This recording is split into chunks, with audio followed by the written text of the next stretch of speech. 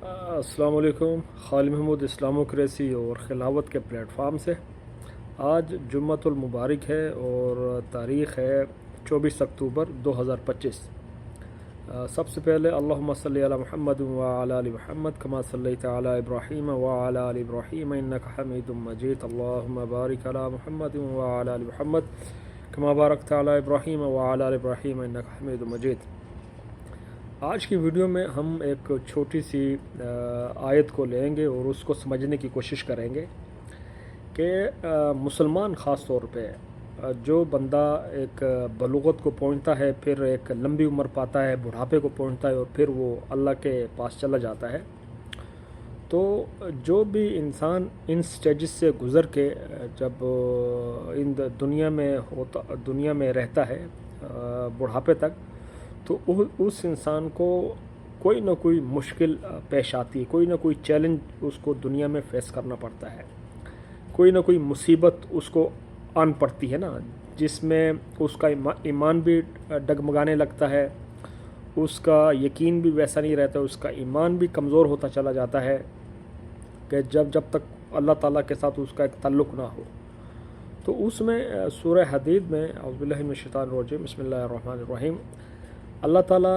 सूरह हदीद की आयत नंबर 22 में फरमाते हैं कि मा असाब मिन मुसीबतिन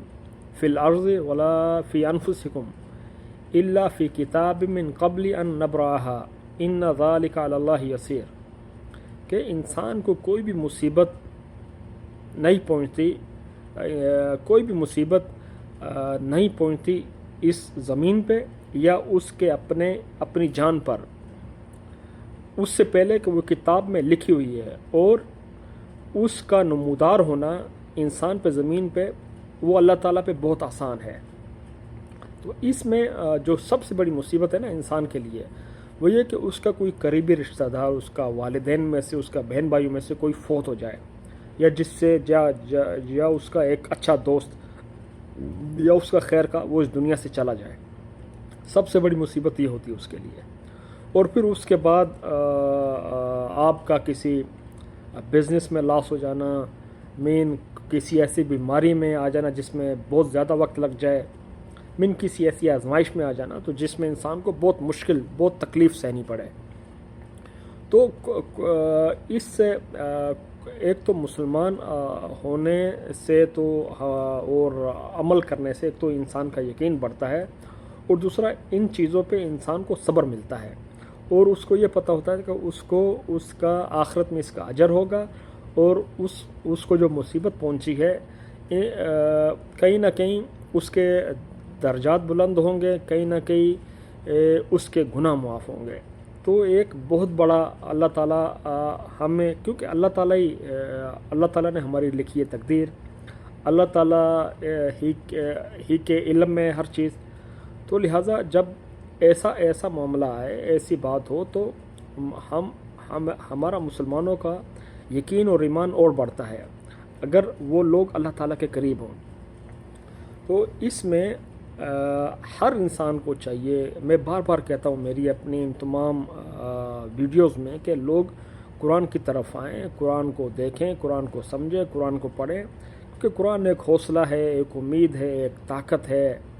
इसमें ज़िक्र है हमारा, पिछली कौमों का ज़िक्र है, आने वाले हालात की आगाही है। तो हमें अभी ये मौका है, और जिस तरह दुनिया दो हिस्सों में तकसीम हो रही है कि एक हक़ और एक बातिल, हक़ से मुराद इस्लाम, बातिल से मुराद कुफ़र मुनज़्ज़म तरीके से तकरीबन पिछले कोई 200-300 सालों से मुसलमानों पे चढ़ दौड़ा हुआ है, नित नए मज़ालिम, नित नए फ़साद वो बर्पा कर रहा है। और आज के दौर में जो सबसे बड़ा जुल्म है, जो ये हम नहीं समझ रहे हैं कि ये इंसानों पे ये जो हुक्मरान मुसल्लत हो गए हैं पाकिस्तान पे, ये जो टैक्स लगाए जा रहे हैं, कीमतों प्राइसेस ऊपर जा रही हैं, तो ये भी एक तरह का जुल्म है। तो इसमें मुसलमान कमज़ोर है, मुसलमान लाइलम है, मुसलमान इस्लाम से दूर है, कुरान से दूर है। तो हम सबको अभी एक तहिया करना चाहिए, एक अज़म करना चाहिए कि आने वाले हालात के पेश नज़र इंसान को एक उम्मत वाहिदा का तसव्वुर होना चाहिए, एक फ़िक्र, एक सोच होनी चाहिए, اور یہ قرآن ہی ہمیں تمام مشکلوں سے نکال سکتا ہے۔ تو اس کے لیے ہم سب کی ذمہ داری ہے، آپ چاہے بڑے ہیں، چھوٹے ہیں، غریب ہیں، امیر ہیں، قرآن ہر مسجد میں، ہر گھر میں اویلیبل ہے، تو اس کو خود پڑھیں اور ایک نیت کر لیں، نیت کریں تاکہ اللہ تعالیٰ آپ کے لیے آسانی پیدا ہو اور اللہ سے اس چیز کی مدد مانگیں، کیونکہ ہدایت ایک ایسی چیز ہے جب تک آپ اللہ تعالیٰ سے خود نہیں مانگیں گے، یاد رکھ لیں، جب آپ اللہ تعالیٰ کو کہیں گے کہ اللہ تعالیٰ مجھے اتنی ہدایت دے، یا آپ اپنا عزم ظاہر کریں، آپ اللہ سے کہیں، تو انشاءاللہ یہ اللہ کے اوپر ہے کہ اللہ تعالیٰ آپ کو ہدایت دے۔ ٹھیک ہے، تو آنے والے حالات کے پیش نظر ابھی ہم لوگ آغاز کریں گے تو کہیں جا کے ہم لوگ وقت کے ساتھ ساتھ پائیدار ہوں گے، ہمارے اندر قرآن کا علم آئے گا، کیونکہ قرآن روشنی بھی ہے، قرآن ہمیں اندھیروں سے نکال کے روشنی کی طرف لے کے جاتا ہے۔ تو یہ سب کی ذمہ داری ہے، والدین، رشتہ دار، بہن بھائی، قریبی دوست، ٹھیک ہے، محلہ گلی، یہ ہر انسان کی ذمہ داری ہے قرآن کو پڑھے، قرآن کو سمجھے اور قرآن پہ عمل کرے اور اپنی تعلیمات، اپنی زندگیوں کو اسلام اور نبی اکرم صلی اللہ علیہ وسلم کی تعلیمات کے مطابق ڈھالیں۔ اور آخر میں یہ آپ میری اس چینلز کو آپ لائک بھی کریں، سبسکرائب بھی کریں اور کوشش کریں اس کو آگے پھیلانے کی، کیونکہ میری ذمہ داری کے ساتھ ساتھ ہر مسلمان کی ذمہ داری ہے کہ جو بھی اس نے کوئی چیز سیکھی ہے، ٹھیک ہے، وہ اس کو آگے پہنچائے، ٹھیک ہے، اس کی ذمہ داری ہے۔ اس کی یہ کہ ایک تو ہمارے اللہ تعالیٰ جب نیکیاں کرتے ہیں تو اللہ تعالیٰ برائیوں کو مٹا دیتے ہیں، تو ہم ایک اچھا کام کریں گے تو اللہ تعالیٰ ہماری برائیوں کو بھی مٹائیں گے، ختم کریں گے، ہمارے گناہوں بھی معاف کریں گے، اور ہمیں نیکیوں میں بھی ہماری نیکیاں، ہمارے پلڑ میں جو نیکیاں ہیں ان کا وزن بھی بڑھے گا۔ تو لہٰذا سب لوگ اپنی حیثیت کے مطابق، استطاعت کے مطابق اسلام کے لیے کام کریں اور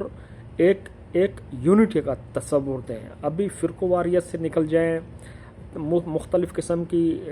لسانیت،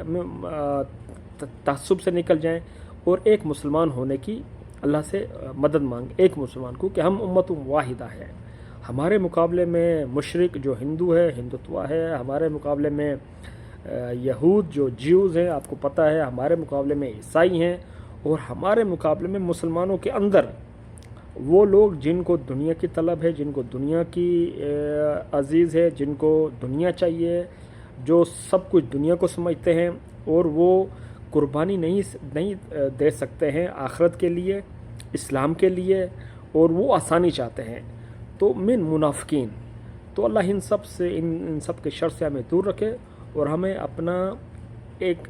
اپنا خاص بندہ اور طاقتور مومن بنائے۔